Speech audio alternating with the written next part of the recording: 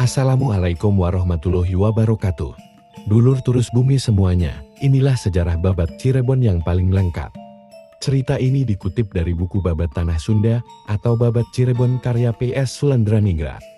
Yang disuguhkan dalam cerita ini adalah terjemahan dari tulisan huruf Paguan atau huruf Arab berbahasa Cirebon Madya yang otentik.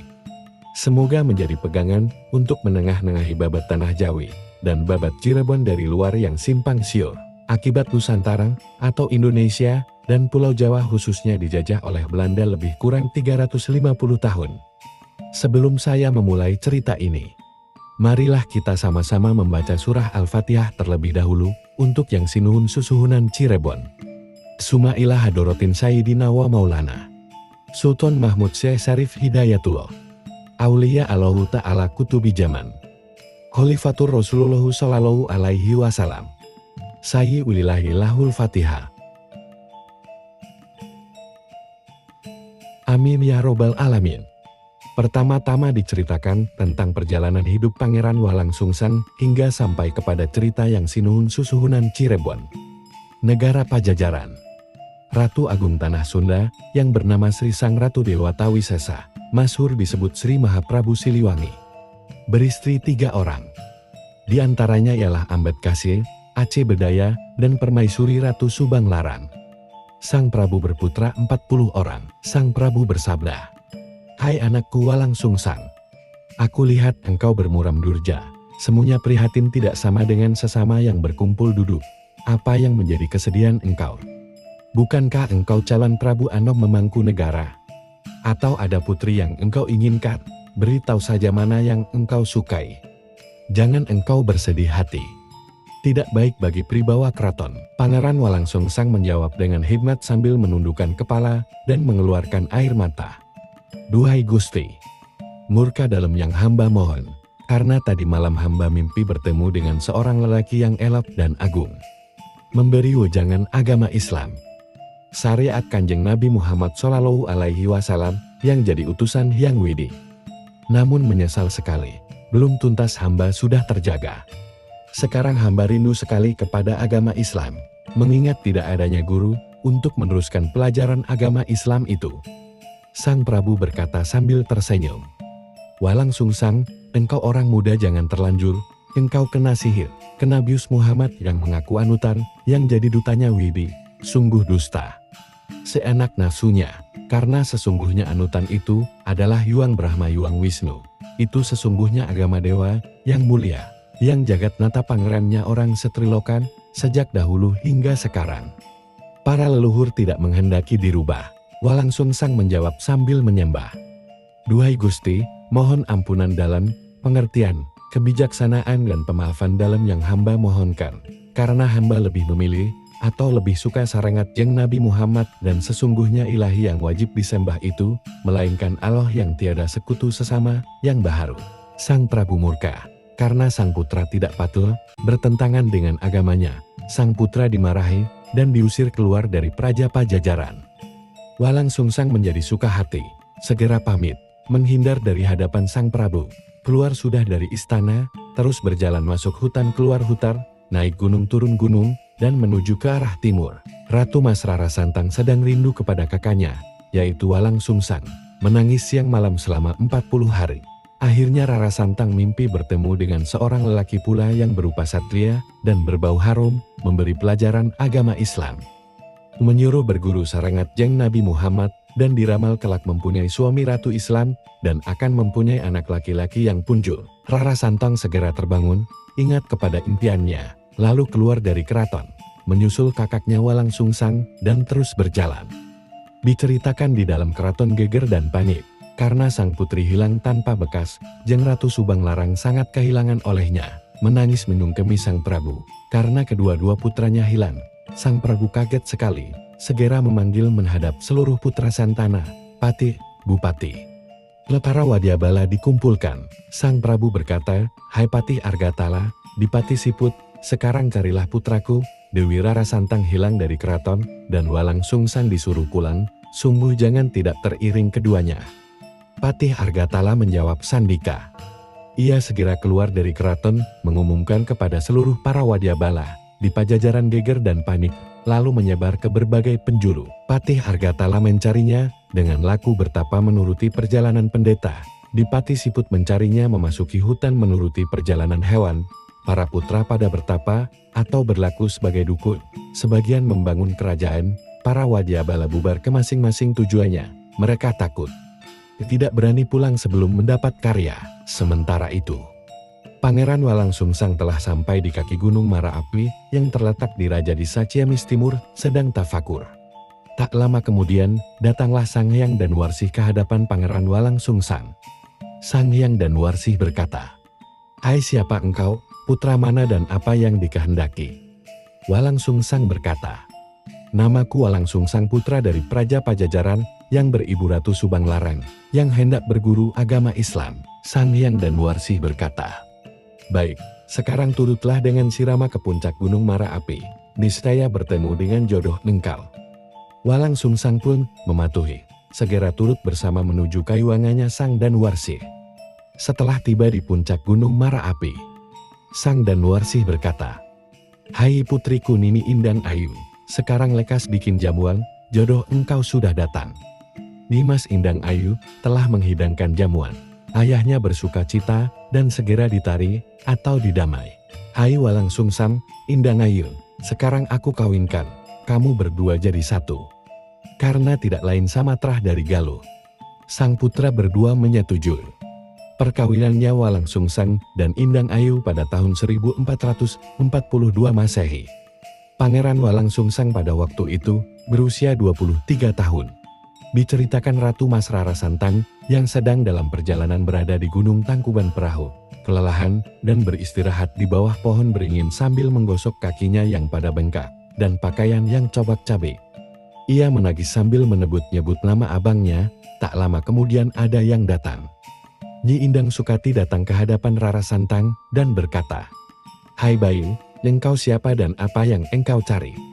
Sendirian berada di sini tanpa kawan." Sang Dewi Rara Santang menjawab, "Eyang, hamba sesungguhnya putri Pajajaran dari Ibu Subanglarang." Rara Santang nama hamba yang dituju menyusul saudara tua Walangsungsang, mohon pertolongan Eyang, semoga lekas ketemu. Nyi Indang Sukati merasa kasihan. "Duhai bayi, terimalah baju Sang Dewa Mulia. Berwatak cepat berjalan seperti angin, tidak panas di dalam api dan tidak basah di dalam air, rahayu dari bahaya." Rara Santang segera memakai baju si Dewa Mulia. Sang putri mengucap terima kasih dan mohon petunjuk kakaknya ada di mana. Nyi Indang Sukati berkata, "Engkau datanglah terlebih dahulu ke Gunung Liwung, temuilah Ajar Sakti. Disitulah dapat petunjuk." Segera sang putri menyembah pamit. Terlaksana dengan sebentar sang putri telah datang di Gunung Liwung di hadapan Ki Ajar Sakti. Menyungkemi kakinya sambil mohon petunjuk kakaknya ada di mana. Ki Ajar Sakti waspada penglihatannya, mengetahui maksud sang putri. Kemudian ia berkata, "Baik, kakak engkau Walangsungsang sudah punya istri. Indang Ayu namanya, putri Sang Hyang dan Warsih yang berada di Gunung Marapi. Sebaiknya engkau menyusul ke sana dan aku memberi engkau nama Ratna Elin. Kelak dipastikan mempunyai putra laki-laki yang punjul sebuana." Sang putri mengucap terima kasih dan segera pamit. Terus berjalan menuju ke puncak Gunung Marapi, bahkan sebentar sudah sampai. Syah dan Pangeran Walangsungsang yang sedang tafakur di hadapan Sang Hyang dan Warsih. Sang Hyang dan Warsih berkata, "Hai putraku Walangsungsang, terimalah cincin pusaka turunan dari Dipati Suryalaga sama turunan engkau. Ini wataknya cincin ampel, kalau diterawangkan tahu isinya jagat, bumi 7 langit 7 bisa terlihat. Dan di dalam cincin ampel dapat memuat laut dan gunung, bisa untuk sebanyak simpanan, terkabul apa yang dikehendaki. Namun agama Islam Rama tidak bisa. Kelak seantara lagi engkau tahu. Hanya ini. Terimalah aji-aji kemamayan untuk melumpuhkan, aji pangabaran dan pengasihan." Walangsungsang mengucap terima kasih sambil menerima semua pemberian sang ayahanda. Ketika Sang dan Warsih, Walangsungsang dan Indang Ayu sedang berkumpul. Kemudian datang Dewi Rara Santang bertemu dengan kakaknya dan salib kerangkul merangkul. Walangsungsang berkata sambil menangis, "Duhai bayi adikku, sungguh bahagia engkau masih bisa bertemu dengan si kakak. Apa sebabnya engkau menyusul?" Tidakkah engkau lebih senang di dalam keraton, dan engkau dapat petunjuk jalan dari siapa? Sang Rara Santang berkata sambil menangis perihal perjalanannya dari awal hingga akhir. Ketika mereka berdua sedang bercakap-cakap, Saneyang dan Warsih berkata, "Hai putraku, itu bayi perempuan, siapa Brapkulam?" bertangisan. Walang Sungsang menjawab, "Sungguh saudari kandung hamba seayah seibu, Rara Santang namanya." Kemudian Indang Ayu merangkul adik iparnya. Setelah antara sebulan lamanya, Sangyang dan Warsih berkata, "Hai putraku semua, marilah berkumpul." Para putra semua sudah berada di hadapannya. Sangyang dan Warsih berkata, "Hai Walang Sungsang, Indang Ayu dan Rara Santang, sekarang sebaiknya berguru kepada Sang Hyang Nanggu di Gunung Ciangkuk. Mudah-mudahan mendapat sihnya guru." Sang putra mematuhi perintah Kanjeng Rama. Sang istri dan sang adik sudah dimasukkan ke dalam cincin ampal. Segera pamit, Walang Sungsang terus berjalan, dan akhirnya datang di Gunung Ciangkuk bertemu di hadapan Sang Hyang Nanggu. Sang Hyang Nanggu berkata, "Hai orang muda, selamat datang. Apa yang engkau kehendaki? Asal putra mana dan siapa nama engkau?" Walang Sungsang menjawab, "Hamba putra Raja Pajajaran, Walang Sungsang namanya, ingin berguru agama Islam." Sang Hyang Nanggu berkata, "Hai Walang Sungsang, aku tidak tahu agama Islam. Nanti seantara lagi engkau mendapatkannya. Hanya si Bapak yang memberi ilmu kedewaan dan menghilang, kekuatan, kekebalan. Terimalah si pemberian si Bapak, dan ini golok cabang pusaka para leluhur, terimalah. Ini golok bisa bicara bahasa manusia dan bisa terbang dan bisa keluar api. Tiap yang terkena olehnya, niscaya lebur, walaupun dewa tidak tahan, gunung amrut, dan laut kering." Walang Sungsang mengucap terima kasih atas sih pemberian sang guru. Setelah sebulan lamanya Sang Hyang Nanggu berkata, "Hai Walang Sungsang, sekarang engkau baik berguru lagi kepada Sang Hyang Naga di Gunung Kumbang. Mudah-mudahan ada sihnya guru." Walang Sungsang mematuhi perintah guru, segera pamit dan terus berjalan menuju Gunung Kumbang. Datang sudah di hadapan Sang Hyang Naga. Sang Hyang Naga berkata, "Hai orang muda, siapa engkau, asal putra mana, dan apa yang engkau kehendaki?" Walang Sungsang menjawab, "Hamba ingin berguru agama Islam. Walang Sungsang namanya, putra Pajajaran." Sang Hyang Naga berkata, "Hai Walang Sungsang, agama Islam belum ada, kelak pada akhirnya engkau yang punya, mungkin seantara lagi. Si Bapak hanya bisa memberi ilmu kesaktian, aji dipa, mengetahui omongannya segala binatang, keperwiraan, menghilang dan aji titimurti, membesarkan tubuh hingga segunung anakan." Walang Sungsang sudah menerima semua sih pemberian guru. Sang Hyang Naga berkata, "Dan ini pusaka yang 3 warna kepunyaan Juwata, sekarang dapat wangsit, terimalah sih pemberian dewa. Ialah peciwaring, kalau dipakai tidak terlihat oleh semua penglihatan. Badong Batok, berwatak dianuti oleh siluman-siluman, jin, setan pada suka asil. Umbul-umbul waring berwatak rahayu, dari senjata musuh, dan melemahkan musuh." Setelah menerima semuanya, Walang Sungsang mengucap terima kasih. Lalu jimat yang warna 3 itu disimpan di dalam cincin ampal. Sang Hyang Naga berkata, "Engkau sekarang bergurulah ke Gunung Cangak. Di situ engkau akan dapat petunjuk perihal agama Islam. Namun diakali dulu, ratunya Bangau sampai tertangkap." Setelah sebulan lamanya Walang Sungsang mohon pamit, segera menuju ke Gunung Cangak. Diceritakan, yang berada di Gunung Cangak di pohon beringin besar rombongan burung bangau banyak sekali yang hinggap. Walang Sungsang terheran-heran melihat sedemikian banyak burung-burung bangau berseliweran dan bingung mana yang jadi ratunya. Segera ia memakai peciwaring dan mengeluarkan kesaktiannya. Sebuah wadah yang berisikan ikan delek diletakkan di pohon. Kena ampuhnya aji penurutan Sang Nata Bangau segera turun, bertubuh lebih besar dari sesama burung bangau. Ikan delek yang ada di wadah perangkap segera dipatuknya. Dengan cepat Walang Sungsang menangkap leher Sang Nata Bangau sambil diancam dengan golok cabang di atas lehernya. Sang Nata Bangau berteriak tolong-tolong minta hidup. Ia berkata, "Hai manusia, Anda orang punjul, biarkan aku hidup. Nanti Anda aku beri pusaka warna 3. Panjang, pendil, bareng atau bende." Lalu Sang Nata Bangau dilepaskan, kemudian ia terbang sambil berkata, "Wahai manusia, susulah aku ke puncak gunung ini yang berada di pohon beringin." Walang Sungsang segera menyusul. Sang Nata Bangau lenyap. Setelah datang di pohon beringin, di puncak gunung itu, Walang Sungsang kebingungan, tak lama kemudian hilanglah wujud pohon beringin itu salin rupa menjadi sebuah keraton yang indah sekali. Walang Sungsang melongo keheranan melihat ada keraton.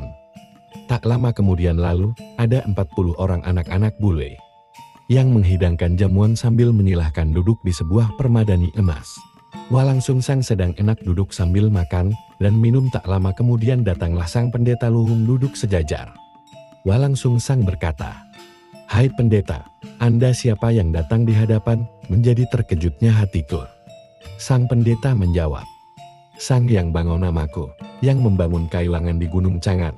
Fardu memenuhi janji memasrahkan jimat pusaka yang warna 3, ialah panjang, pendil, dan bareng atau bende. Piring panjang berwatak tidak diisi lagi, lalu mengisi sendiri, lengkap segalanya. Nasi kuning, lauk pauk selalamnya, dan sejuk pribawanya kepada kaula warganya, cukup sandan, pangan, papan. Pendil berwatak, kalau dikeruk nasinya bisa untuk memberi makan 2-3 negara. Bareng atau bendi wataknya keluar air banjir, suaranya membingungkan musuh. Diterima sudah jimat yang warna 3. Walang Sungsang mengucap terima kasih dan berguru kepada Sang Hyang Bangau sebulan lamanya. Walang Sungsang mohon pamit, hendak meneruskan mencari agama Islam sarangat jeng Nabi Muhammad. Ki pendeta berkata, "Hai putra, datanglah di Gunung Jati. Syekh Nur Jati namanya. Asal dari Mekah. Yang sedang bertapa tidur, dialah yang empunya agama Islam, sarengat jeng Nabi Muhammad." Walang Sungsang segera pamit menuju Gunung Jati. Datang sudah di hadapan Syekh Nur Jati. Sang istri dan sang adik dikeluarkan dari dalam cincin ampar lalu disuruh sujud menghaturkan hormat. Syekh Nur Jati segera terjaga, melihat 3 orang tamu. Sambil tersenyum ia berkata, "Hai 3 orang muda di hadapanku, dengan memberi hormat. Apa kemauan kalian? Asal dari mana? Nama kalian siapa?" Walang Sungsang berkata, "Hamba hendak berguru, agama Islam sarangat jeng Nabi Muhammad, bersama adik kandung hamba Rara Santang, putra Pajajaran. Adapun istri hamba Indang Ayu namanya, putri Gunung Mara Api Sanghyang dan Wasit, hamba bernama Walang Sungsang." Syekh Nur Jati berkata, "Bagaimana mulanya orang Buddha dan putra raja menghendaki agama Islam dan dapat petunjuk dari siapa tahu ke Gunung Jati?" Walang Sungsang menceritakan sesungguhnya lantaran mau agama Islam dari awal hingga akhir. Syekh Nur Jati segera memberi wejangan kepada ketiga putra, mengucapkan syahadat kalimah 2, sholawat dan zikir, zakat fitrah dan naik haji, puasa bulan Ramadan, sholat 5 waktu dan wejangan Quran, kitab fikir dan tasawuf. Sudah dipatuhi semua apa yang diwejangkan dan diperintahkan oleh guru. Walang Sungsang, Indang Ayu, Rara Santang sudah lama berguru. Disuhud sekali dan tetap patuh pada guru. Syekh Nur Jati memanggil, "Walang Sungsang, engkau aku beri nama Somadullah." Antara lama kemudian Syekh Nur Jati berkata, "Somadullah sekarang aku beri izin Babakyasa, membangun sebuah dukuh atau pemukiman. Dimulai pada hari Ahad tanggal 1 bulan Surah, pada tahun Babat Jamang, atau sakakala tahun 1367, sampai tahun 1445 Masehi." Somadullah mematuhi perintah guru. Tak lama kemudian Severa pamit ke arah selatan perjalanannya, menyusuri pinggir pantai bersama sang istri dan sang adik. Sementara perjalanannya membelok ke arah barat menuju ke Lemah Wungkuk. Ada sebuah rumah kaki tua yang bernama Ki Gedeng Alang-Alang. Diceritakan, Somadullah beristirahat di sana dan sembahyang di dalam rumah kaki tua itu. Sebagdanya sholat, kaki tua heran sambil berkata, "Hai orang muda, engkau siapa bertemu di sini, dan sedang apa?" Berkatalah Somadullah, "Hamba santri Gunung Jati, Somadullah namanya. Dapat izin dari guru disuruh berkebun, membuat dukun atau pemukiman. Hari besok dimulainya babat, menebang pohon besar kecil, dan kalau diizinkan mohon mondok sementara waktu. 3 orang banyaknya." Ki Gedeng Alang-Alang berkata, "Hai Somadullah, si bapak tidak punya anak dan kawan. Sekarang kamu 3 orang aku akui sebagai anak. Serah jiwa, raga dan tempat, engkau aku beri nama Cakrabumi," dan Somadullah menerimanya. Sekarang sudah diangkat anak, dan setelah datang pada waktunya. Pagi hari lalu Walang Sungsang memasuki hutan, rawa, belukar menebangi pepohonan besar dan kecil tiap hari, cukup lama membabat hutan. Hutan yang sudah lapang ditanami palawija membangun perkebunan. Ki Gedeng Alang-Alang melihat hutan sudah lapang dan ditanami palawija, ia sukacita sekali. Cakrabumi disuruh menangkap ikan dan rebon, dan diberi waring, atau jala, sudu atau alat unangkap ikan, dan jukung atau perahu kecil. Cakrabumi mematuhi perintah kaki tua. Tiap malam berkendara jukung itu pergi menangkap ikan dan rebon, atau sebangsa udang kecil. Paginya membabat hutan, adapun palawija dan banyaknya buah-buahan, sudah dikulakan kepada tengkulak-tengkulak Palimanan dan Raja Galuh. Laksana semut berkerumun pada waktu itu. Orang pegunungan yang telah datang rebon ditumbuk dibikin terasi, orang yang membeli berebutan saling mendahului, dan mereka memberitahukan kepada tetangga desanya. Orang-orang pegunungan banyak yang turut menanam, berkebun, dan menetap. Cakrabumi bergembira, karena sudah banyak tetangga dan pendatang baru.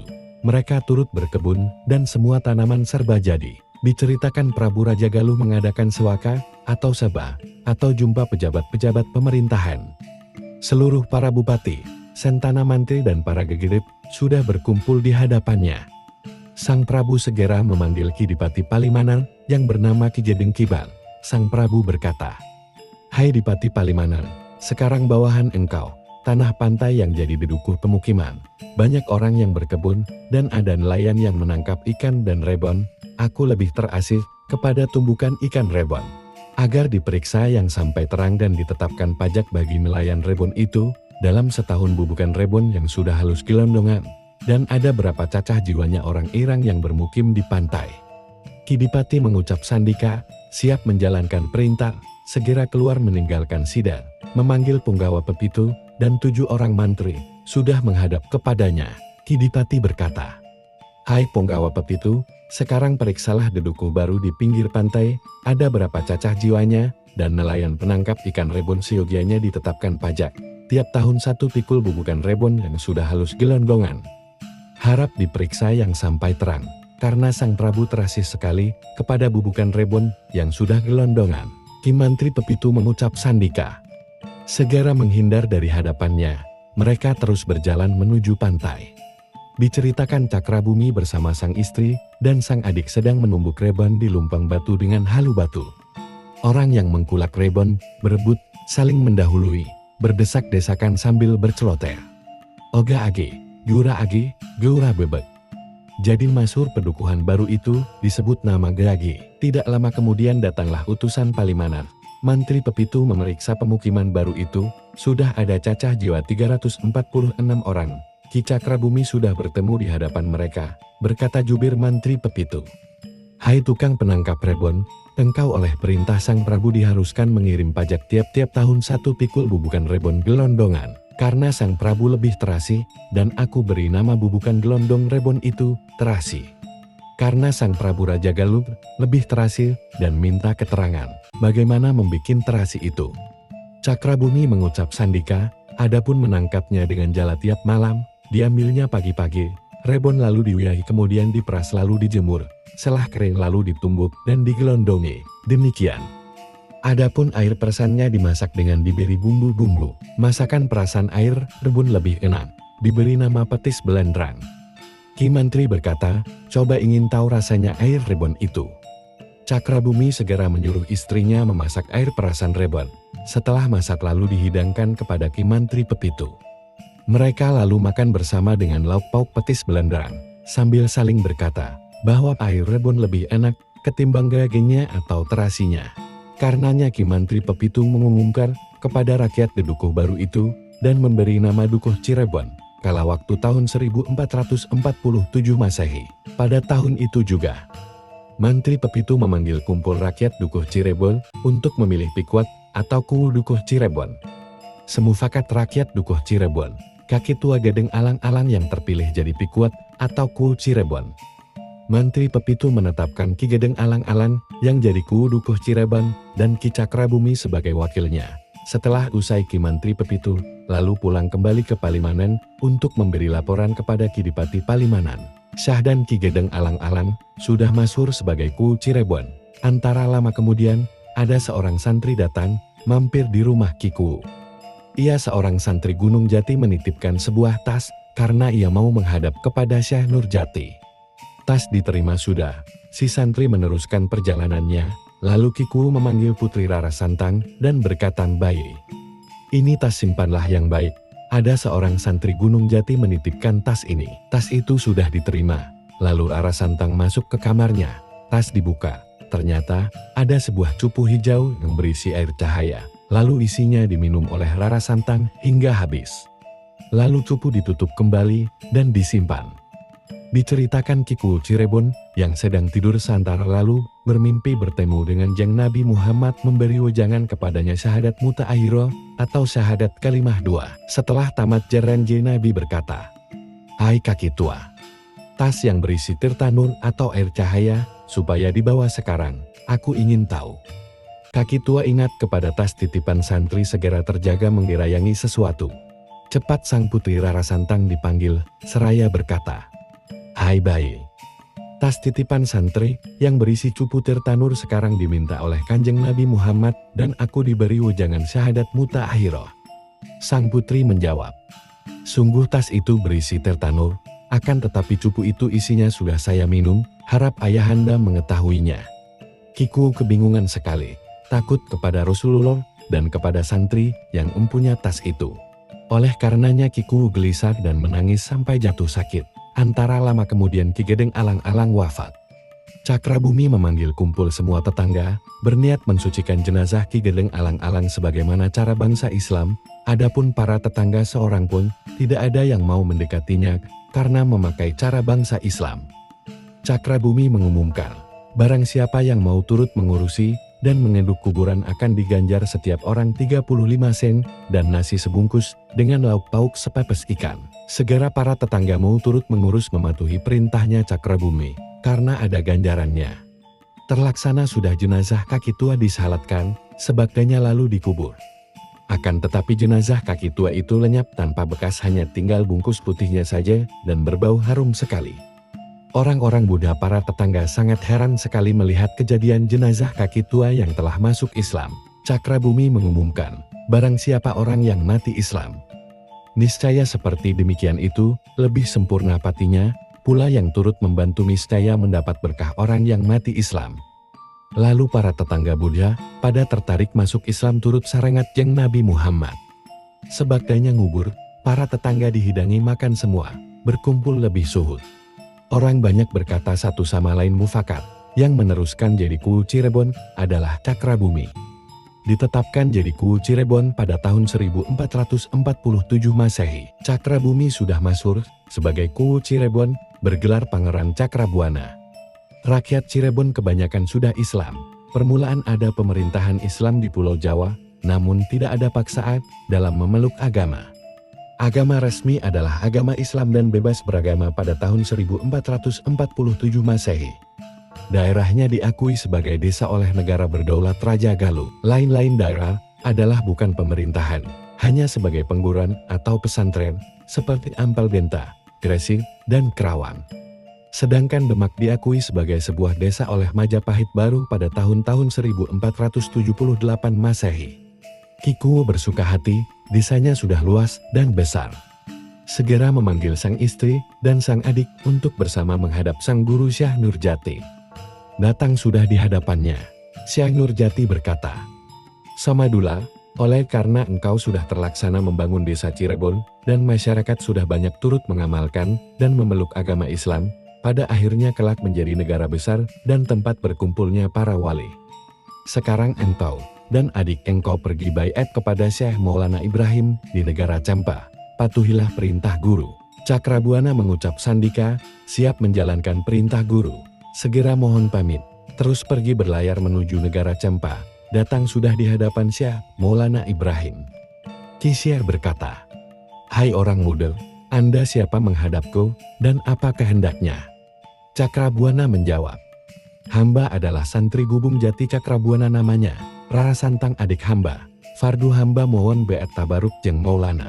Permohonannya diterima. Lalu Syekh Maulana memberi ujangan tarekat Sataria kepada putra berdua itu berikut semua ilmu tarekat. Antara sepekan Cakrabuana dan sang adik disuruh naik haji ke Baitullah dan dibawakan surat untuk Syekh Bayan dan Syekh Abdullah di tanah Mekah. Cakrabuana mematuhi perintah sang guru, mohon pamit meneruskan perjalanannya menyeberang bersama adiknya menuju tanah Mekah. Antara lama kemudian, mereka berdua datang sudah di hadapan Syekh Bayan dan Syekh Abdullah memberikan sepucuk surat dari sang guru Maulana Ibrahim. Syekh Bayan bersuka cita, Cakrabuana dan Rara Santang diberi wejangan ilmu sarengat, torekat, hakikat, makrifat. Cakrabuana dan Rara Santang merasa senang bermukim di Mekah, pagi dan sore mengaji Quran dan kitab. Diceritakan, di negara Mesir Jeng Sultan Maulana Mahmud Syarif Abdullah sedang diseba atau dihadap oleh seluruh para pejabat pemerintahan, patih, penghulu, dan bupati sentana mantri kumpul semua di hadapan sang sultan. Jeng Sultan lama bermuram durja setelah wafatnya sang permaisuri. Mohon sih kemurahan Allah. Siang malam tekun disikir memuji kepada ilahi menjernihkan cipta. Tidak antara lama kemudian ada hawaif atau suara tanpa rupa terdengar. Sesungguhnya jodoh Anda sekarang berada di Mekah. Sang Sultan ingat kepada wangsit. Segera Kian Patih Jamalulail dipanggil.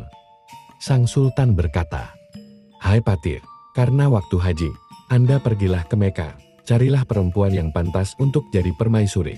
Semoga memperoleh seperti permaisuri almarhumah. Selekasnya Anda berangkat, bawalah wajah 40 orang, dan aku beri bekal 2.000 ringgit." Kian Patih mengucap sandika. Menghindar dari hadapan sang sultan, meneruskan perjalanan diiringi wajah 40 orang berlayar mengendarai kapal. Tidak lama kemudian mereka datanglah ke Jeddah. Ki Patih dan rombongan lalu mendarat meneruskan perjalanan menuju ke Mekah. Kebetulan waktu haji, lelaki perempuan pada berkumpul di Baitullah, Ki Patih dan rombongan turut beribadah haji. Antara lama bubaran haji, Ki Patih melihat seorang perempuan yang cantik sekali mengungguli orang senegara. Lalu dikuntit dan bertemu di rumah Syekh Bayan. Ki Patih berkata, "Hai Syekh Bayan, itu santri perempuan yang punjuk rupanya dari negara mana dan anak siapa? Karena sama rupanya dengan permaisuri Mesir yang sudah meninggal." Syekh Bayan menjawab, "Ini adalah santri putri dari tanah Pajajaran. Orang Pulau Jawa, Rara Santang namanya. Adik dari Cakrabuana. Pardunya mengaji dan menetapi fardu haji." Ki Patih berkata, "Kalau disetujui dan semufakat ahlinya, itu putri Jawa akan dipinang Jeng Sultan Mesir. Supaya hari ini juga ikut kami ke Mesir, karena sekarang sudah lebaran haji." Syekh Bayan berkata, "Hai bayi Rara Santang, menurutlah kepada kemauan Ki Patih. Di sana akan bertemu dengan jodoh Anda, ingatlah kepada impian Anda. Wangsit jodoh Anda adalah Raja Islam. Cakrabuana harap jangan menghalangi, turutlah kemauan Ki Patih."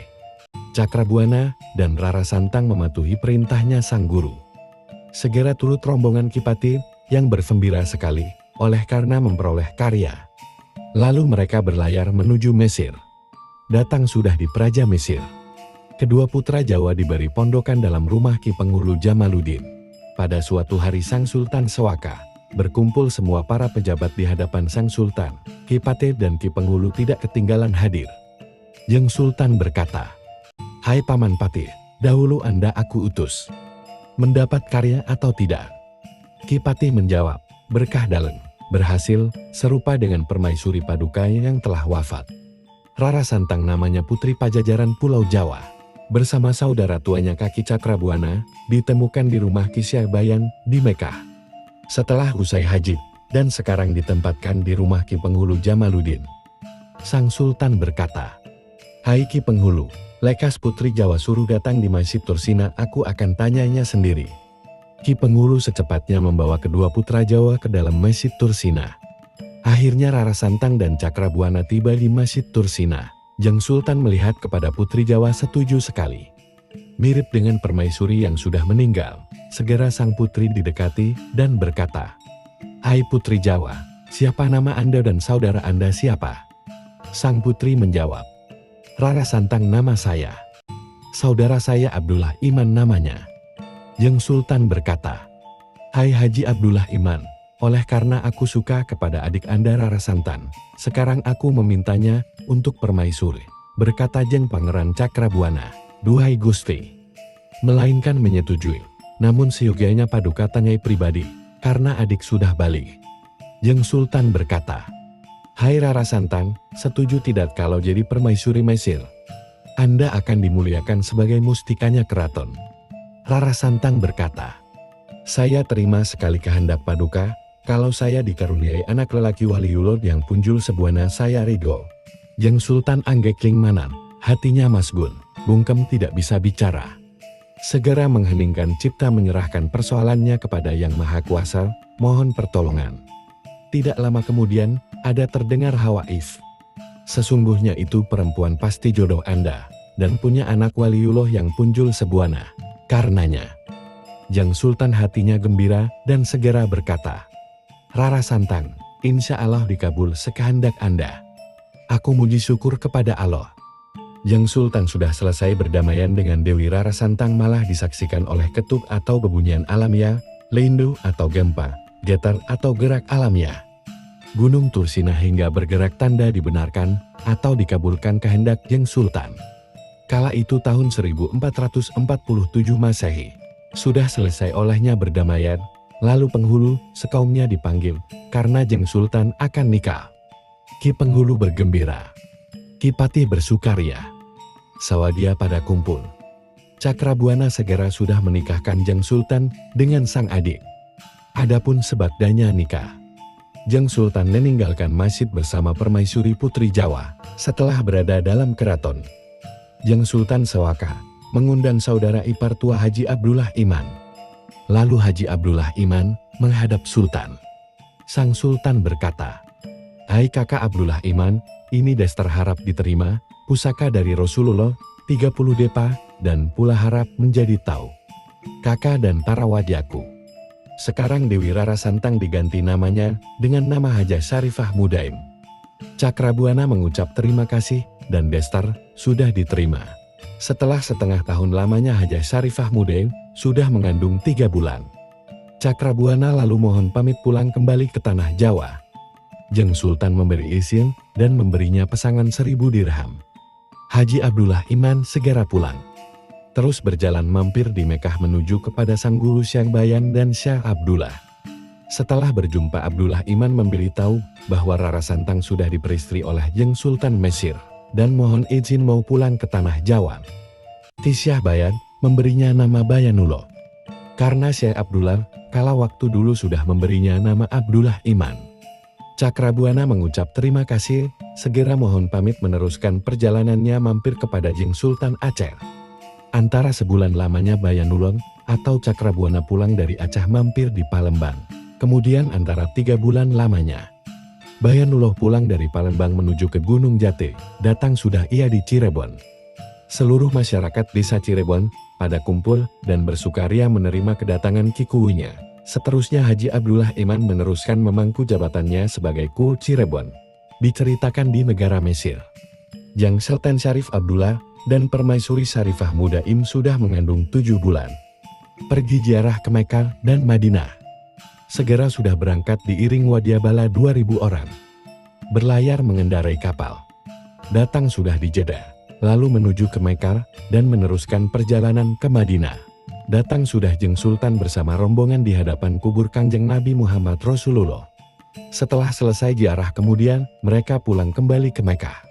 Sang permaisuri sudah cukup bulannya untuk bersalin. Adapun antara hari bulan Mulut tanggal 12 Bagda subuh Syarifah Mudaim melahirkan jabang bayi lelaki yang elok sekali. Cahayanya meredupkan cahaya matahari. Jeng Sultan bergembira sekali, lalu dibawa tawaf di Baitullah, dirubung oleh para ulama dan para mukmin, diberi nama Syarif Hidayatullah, bertepatan pada tahun 1448 Masehi. Antara 60 hari kemudian rombongan Jeng Sultan, Permaisuri dan putra berlayar kembali dan datang sudah di negara Mesir. Antara tahun, Syarifah Mudaim mengandung lagi, setelah datang kepada waktunya, lalu lahirlah jabang bayi lelaki pula dan diberi nama Syarif Nurullah pada tahun 1450 Masehi. Tidak antara tahun, Jeng Sultan Syarif Abdullah wafat. Setelah wafatnya Jeng Sultan, lalu Patih Jamalulain atau Patih Ongkajutra dilantik sebagai pejabat Sultan Mesir mewakili Syarif Hidayatullah selama belum dewasa. Diceritakan Kiku Cirebon, Haji Abdullah Iman dan istrinya Dewi Indang Ayu sudah melahirkan bayi perempuan dan diberi nama Ratu Mas Pakungwati. Kemudian Kiku membangun keraton disebut Keraton Pakungwati. Pada tahun 1452 Masehi. Di sebelah timurnya dibangun Tajuk Jami, di pinggir pantai disebut Tajuk Pajlagrahan, yang sekarang tempatnya disebut Kampung Gerubugan atau Siti Mulia. Antara tahun istrinya mengandung yang kedua. Setelah datang waktunya, lalu melahirkan seorang bayi lelaki diberi nama Pangeran Carbon pada tahun 1454 Masehi. Keraton Pakungwati diperlebar dan diperbesar pada tahun 1479 Masehi. Setelah membangun keraton, Kiku bergelar Sri Mangana. Cirebon sejak tahun 1454 Masehi menjadi sebuah negara beragama Islam. Namun tetap tidak ada paksaan dalam memeluk agama. Kepala negaranya adalah Pangeran Cakrabuana yang bersemayam di Keraton Pakungwati. Diakui oleh Prabu Siliwangi Pajajaran sebagai Sri Mangana atau Prabu Anom. Diceritakan di Baghdad, ibu kota Irak. Sultan Maulana Sulaiman sudah lama bersedih hati karena sang putra Syarif Abdurrahman bertentangan dengan syariat agama Islam, tidak mengindahkan batal haram. Siang malam membopong anjing, gegumyungan menabuh terbang di jalan-jalan bersama penganut-penganutnya. Adapun saudara-saudara mudanya, ialah Syarif Abdurrahim, Syarif Kafi dan Syarifah Baghdad mengikuti tingkah lakunya saudara tua. Antara 2 bulan lamanya Syarif Abdurrahman tidak tidur tidak makan, karena sedang majnun billahi ta'ala, atau sedang cinta, rindu mabuk kepayang kepada Allah Subhanahu wa Ta'ala. Pada suatu hari Jeng Sultan Sulaiman Sawaka, atau jumpa pejabat-pejabat pemerintahan. Semua pejabat pemerintahan kumpul, dan putra lelaki bertiga juga sudah berada di hadapannya. Adapun Syarif Abdurrahman berlaku tinggal adat, bukan adat yang lumrah. Jeng Sultan berkata, "Hai Abdurrahman putraku, buanglah adat yang buruk, jangan suka bertentangan dengan syariat agama Islam. Karena aku sudah menjabat Sultan Panatep Panata agama Sultan yang berkuasa atas agama dan politis." Syarif Abdurrahman tidak mematuhi perintah sang ayahanda, bahkan bertambah meningkat ulahnya yang tidak wajar. Oleh karenanya Jeng Sultan murka. Sang putra sangat dimarahi dan diusir keluar dari negara Irak. Syarif Abdurrahman menghindar sudah dari hadapan sang sultan. Syekh Junaid berkata kepada Syarif Abdurrahman, "Engkau jangan berkelana ke lain negara. Menujulah ke Pulau Jawa.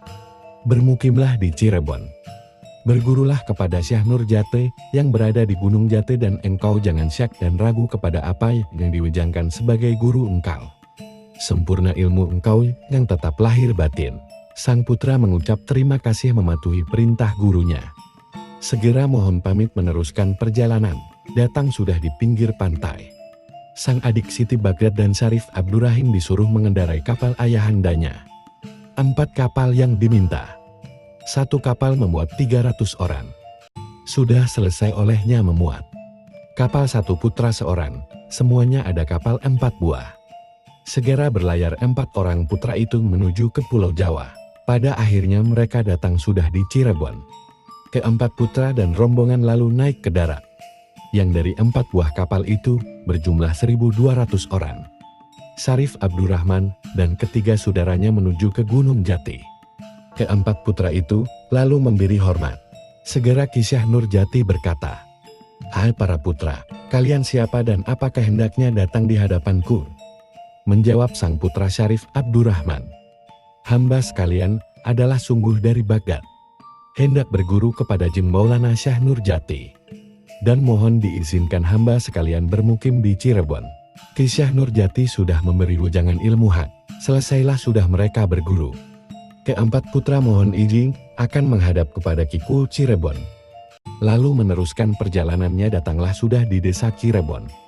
Syarif Abdurrahman sudah bertemu dengan Kiku Cirebon. Kiku lebih sayang. Ke-4 putra sudah diberi pemukiman di sebelah utara. Syarif Abdurrahman telah membangun deduku atau pemukiman. Semua wadiahnya disebar. Adapun Syarif Kafi, Siti Baghdad yang berdiam di Gunung Jati, siang malam memberi wejangan kitab Quran kepada masyarakat. Disebut Syahdatuk Kafid. Adapun Syarif Abdurrahman yang menjadi ayuning orang atau pemimpin. Dan membagikan barang-barang keramik dari tanah liat. Disebut Pangeran Panjunan. Dan pemukimannya disebut Dukuh Panjunan. Pada tahun 1464 Masehi. Adapun Syarif Abdurrahim menjabat sebagai jaksa untuk mengurus agama dan dari gama atau urusan duniawi karenanya disebut Pangeran Kejaksan. Begitu pula dengan pemukimannya disebut dengan nama Kejaksan. Adapun semua Wadyabala Baghdad pengikut keempat putra itu sudah menetap di berbagai tempat tanah Pasundan. Di antara mereka telah berkarya membangun sebuah masjid di Japura. Pembesar-pembesar Japura semua tunduk. Adapun Jeng Pangeran Panjunan yang diamalkan itu adalah ilmu hakiki atau ilmu ketauhidan. Diceritakan di negara Mesir. Sang Raja Putra Hidayatullah sedang sendirian dalam gedung Pajimatan atau gedung perpustakaan, membaca kitab usul kalam yang sangat terperinci. Jeng Maulana sudah menerima atau menangkap surasaning kitab yang dibaca itu. Hingga bersungguh-sungguh hendak berguru kepada Jeng Rasulullah, walaupun menurut kabar dan kenyataannya Jeng Rasulullah itu sudah tiada, tetapi Gusti Allah lebih kuasa dan yang bangsa ruhaniyah itu adalah tidak berubah.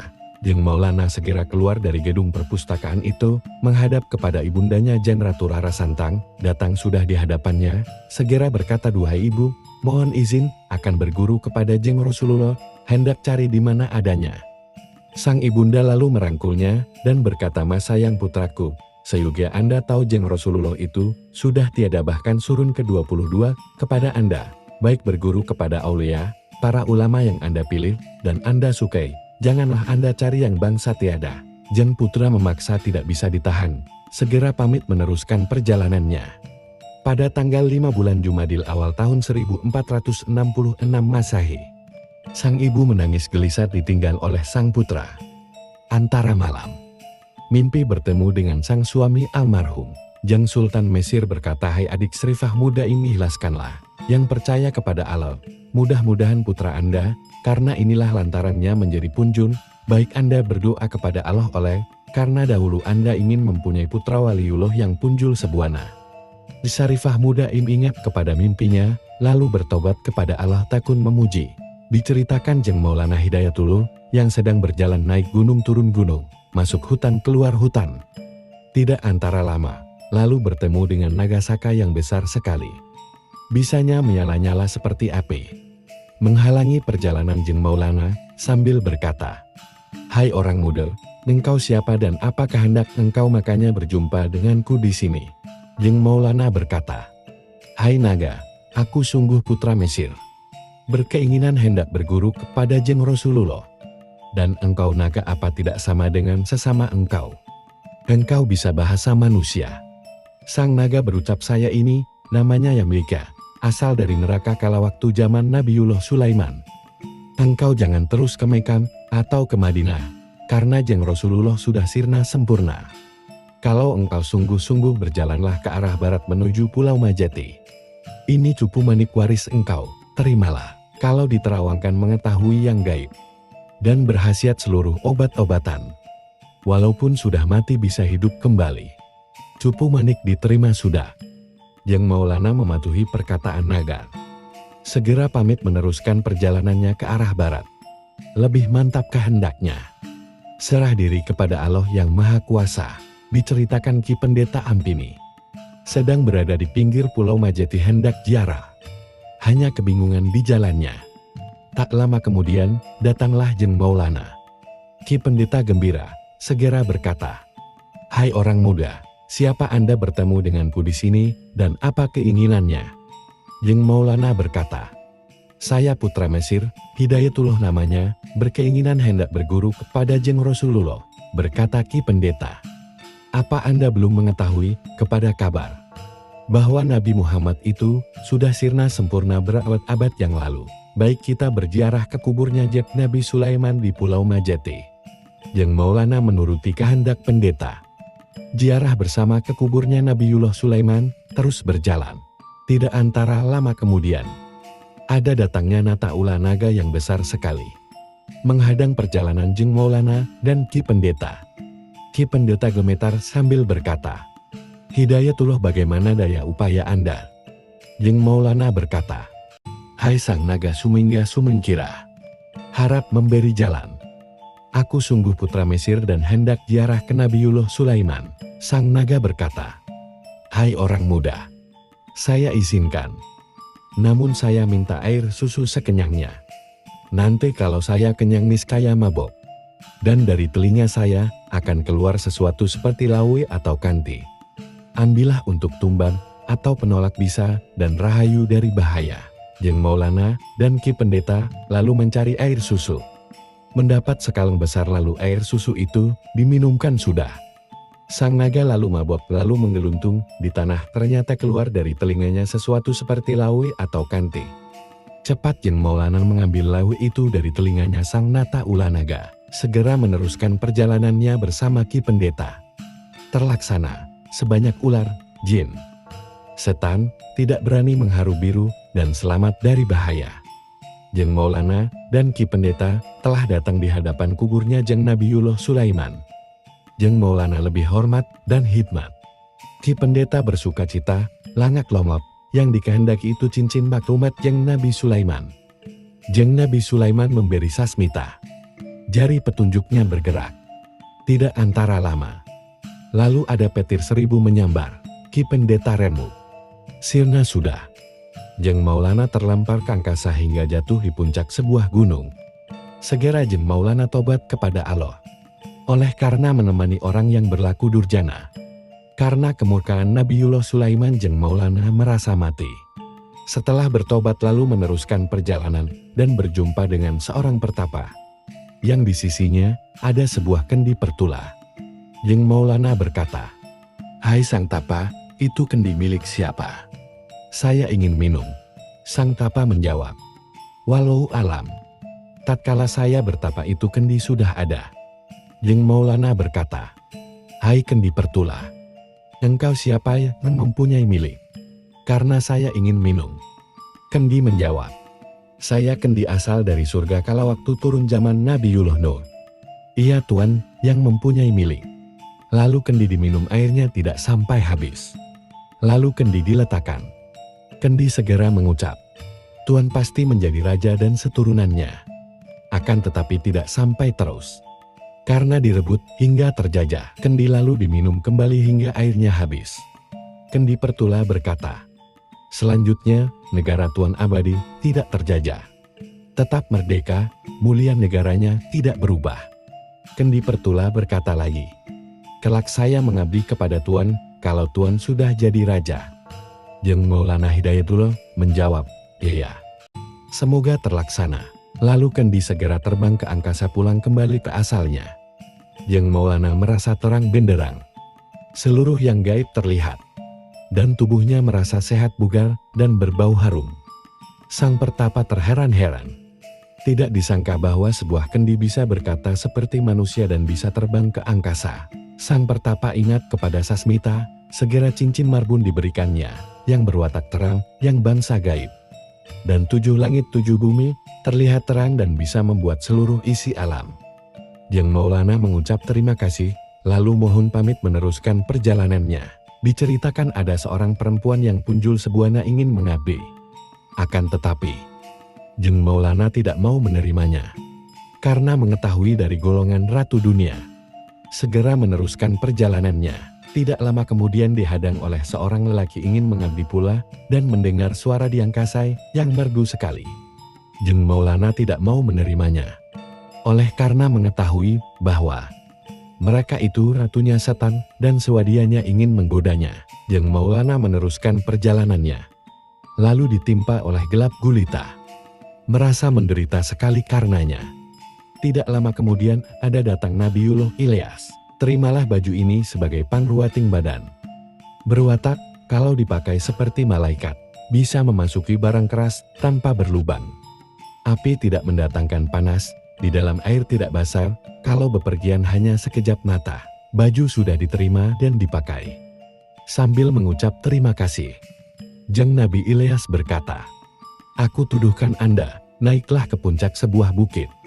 Berjumpa dengan seorang lelaki yang mengendarai kuda. Anda seyogia mohon pertolongan." Jeng Maulana mematuhi, lalu mohon pamit. Meneruskan perjalanannya. Datang sudah di puncak sebuah gunung. Tidak lama kemudian, datanglah Nabiullah Khidir mengendarai kuda sembrani. Jeng Maulana segera sungkem menghaturi bakti hormat. Jeng Nabi Khidir lalu memberinya sebuah buah-buahan yang hijau dari surga. Jeng Maulana mengucap terima kasih, lalu dimakannya hingga habis. Lebih nikmat sekali dan keluar cahaya nur buat teja kuung-kuung seperti cahaya pelangi. Dan mengetahui bahasa sebanyak barang. Jin, setan, malaikat, manusia, hewan dan bangsa angin pun mengerti bahasanya semua. Dari khasiatnya buah-buahan tadi dan berkahnya menurun hingga 3 turunan. Jeng Maulana mohon petunjuk semoga lekas berhasil apa yang dikehendaki. Jeng Nabi Khidir suka menolongnya, disuruh bonceng bersama mengendarai kuda. Segera terbang ke angkasa meneret dan pada akhirnya telah datang di Ajrak. Jeng Maulana disuruh turun. Jeng Maulana lalu turun, datang di keraton Ajrak bertemu di hadapan Sang Prabu Jin Islam Abdullah Safari. Prabu gembira sekali. Jeng Maulana dirangkul, lalu duduk sejajar. Berkata Sang Prabu, "Ya bahagia datangnya cucuku, bahagia sekali Anda bertemu di sini. Apa yang dikehendaki datang di hadapan Eyang?" Berkata Jeng Maulana, "Cucunda hatur bertahu, sesungguhnya saya sedang mencari Jeng Rasulullah, bermaksud sungguh-sungguh berguru kepadanya. Semoga Eyang berkenan memberi petunjuk." Sang Prabu berkata sambil tersenyum, "Kurang seantara waktu lagi akan bertemu, dan ini buah-buahan pemberian malaikat, sedunia tanpa tanding. Buah-buahan sudah diterima lalu dimakan sampai habis. Rasanya 1000 nikmat, 1000 khasiat, berkahnya menurun hingga 9 turunan." Jeng Maulana hingga pingsan karena nikmatnya. Sang Prabu lalu memanggil Kian Patih Osat Asid. "Ini cucuku bawalah ke Damsyik ibu kota negara Jin Islam Ajrak. Masukkanlah ke dalam Masjid Mirawulung." Segera Jeng Maulana dibawa ke Masjid Mirawulung. Tidak antara lama Jeng Maulana terjaga merasa lain zaman. Melihat para arwah orang-orang yang mati sabir dan orang-orang yang ahlul makrifat. Jeng Maulana bercakap-cakap dengan semua arwah dan pada mendoakan semoga lekas tercapai maksudnya. Jeng Maulana segera semedi mengheningkan cipta menyerahkan diri kepada kehendak ilahi. Tidak lama kemudian terdengar suara, "Hai bahagia sekali engkau orang muda, diridhoi oleh Allah naik ke langit hingga tingkat 6. Terlaksana kemauan engkau bertemu dengan Nabi Muhammad Shallallahu Alaihi Wasallam. Kala waktu 28 Rajab tahun 1466 Masehi. Waktu mi'rajnya Jeng Maulana Syarif Hidayatullah." Setelah Jeng Maulana mendengar suara yang mengawang, lalu menengadah ke langit. Melihat langit sudah terbuka, para malaikat pada melambai-lambai. Jeng Maulana segera terbang, datang sudah di dalam langit yang pertama. Jeng Maulana uluk salam dibalas oleh semua para malaikat, dan semua para malaikat itu bertindak menggembirakan Jeng Maulana. Jeng Maulana lalu naik ke langit ketiga, Jeng Maulana terus naik lagi ke langit ke-6. Para anbiya dan para malaikat yang berjumpa semua diuluki salam, mereka bergembira sekali memuji syukur kepada Allah. Jeng Maulana telah datang di langit ke-6. Jeng Maulana terharu, nikmat tiada lain yang terlihat, hanya cahaya yang lebih agung laksana meliputi 7 dunia. Jeng Maulana lalu sujud, 1000 nikmat 1000 rahmat, laksana lenyapnya papan dengan tulis. Maka, lalu ada suara yang terdengar, "Janganlah Anda sujud kepada yang baharu, sujudlah kepada yang kodim." Jeng Maulana mendengar suara itu, lalu mengangkat kepalanya ke atas melihat kepada hak yang sesungguhnya. Jeng Nabi Muhammad memberi wejangan sejatinya syahadat yang bangsa Latifatus Siri. Setelah selesai memberi wejangan, Jeng Nabi Muhammad berkata, "Aku beri Anda gelar insan kamil, menjabat sebagai wali kutub sebagai wakil mutlakku. Tidak adanya Nabi ya adanya aku wali kutub, tidak adanya aku ya adanya Anda. Bahkan tidak ada wujud dua, dan gelarkanlah agama Islam, rukunnya 5 perkara. Syahadat, sholat, puasa, zakat fitrah, dan naik haji bagi orang yang kuasa di jalannya dan patuhilah apa yang tersebut dalam Al-Quran. Dan ingat Anda janganlah mengunggul-ungguli, menghebat-hebati yang tanpa amal kebajikan. Dan Anda bergurulah, apa adat biasa di dunia, yang benar lakunya, nastiti hati-hati yang sejatinya." Jeng Maulana mengucap terima kasih atas apa sih pemberian Jeng Rasul. Insan Kamil lalu mohon pamit, segera turun ke langit kelima terus hingga ke langit pertama.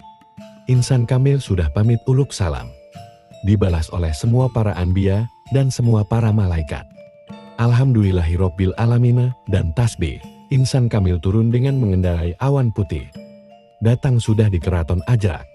Sang Prabu bertemu berhadapan dan bergembira sekali. Dan dihormat-hormat, tidak antara hari. Insan Kamil mohon pamit meneruskan perjalanannya, mengendarai mahligai emas diiring oleh Jin Islam Sedo Mas 80 orang dan Patih Osat Asid turut serta. Tidak lama kemudian, datanglah Insan Kamil di keraton Mesir. Lalu datang di hadapan ibundanya, segera dirangkul oleh sang ibu, sambil menangis, karena rindu sekali. Geger orang senegara, bersukaria, setelah datangnya Jeng Maulana Insan Kamil. Kian Patil, Ki Penghulu, dan Bupati Sentana Mantri, pada menghadap menghaturkan selamat datang. Jeng Maulana Insan Kamil, sudah menceritakan dari awal sampai akhir pengalaman perjalanannya yang berhasil itu. Bersambung. Cerita selanjutnya adalah Cirebon diserahkan kepada Jeng Maulana Insan Kamil.